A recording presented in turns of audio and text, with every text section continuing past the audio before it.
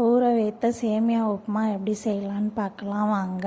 நான் அதுக்கு ஒரு அணில் சேமியா பேக்கெட் ஒன்று எடுத்து தண்ணியில் போட்டு அதை உப்பு போட்டு ஊற வச்சுக்கணும்.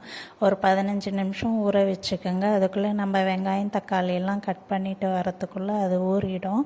அதுக்கப்புறம் ஊறின அந்த சேமியாவை ஃபில்ட்ரு பண்ணி வச்சுக்கோங்க. ஒரு 15 நிமிஷம் நல்லா ஊற வச்ச பிறகு அதை ஃபில்ட்ரு பண்ணி வச்சிங்கன்னா அதில் உள்ள தண்ணியெலாம் கீழே வடிஞ்சிடும்.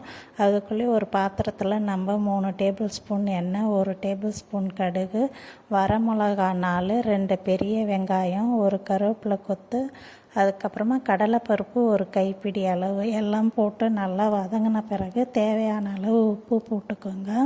ஏற்கனவே அந்த சேமியாவில் உப்பு போட்டு ஊற வச்சுருக்குறோம். அதனால் இதை வெங்காயம் வதங்குற அளவுக்கு மட்டும் உப்பு போட்டுக்கோங்க. நிறைய உப்பு போட்டுறாதீங்க. அதுக்கப்புறம் ஊற வச்ச சேமியாவை அதில் போட்டு நல்லா கிளறிட்டே இருங்க. நம்ம இது 15 நிமிஷம் ஊற வச்சதுனால நம்ம தண்ணி ஊற்றி இது வேக வைக்கணும்னு அவசியம் இல்லை. அந்த கரண்டியில் உள்ள சேமியா போகிற அளவுக்கு மட்டும் லைட்டாக தண்ணி தெளித்து விட்டுக்கோங்க. ரொம்ப தண்ணி ஊற்றணுன்னு அவசியம் இல்லை. அதுக்கப்புறம் தட்டு போட்டு மூடி ஒரு 15 நிமிஷம் வேக விடுங்க. 15 நிமிஷம் அப்படியே வேக விடாதீங்க. ஒரு 5 நிமிஷத்துக்கு நீங்கள் தட்டை திறந்து நீங்கள் கிளறிட்டே இருக்கணும். அப்போ தான் கிளற நமக்கு உதிரியாக வரும், இல்லைன்னா அடி பிடிச்சிடும். நீங்கள் 5 நிமிஷம் கழித்து அப்பப்போ திறந்து நீங்கள் கிளறிட்டே இருந்தீங்கன்னா சேமியா உப்புமா நல்லா உதிரியாக சூப்பராக வந்துடும்.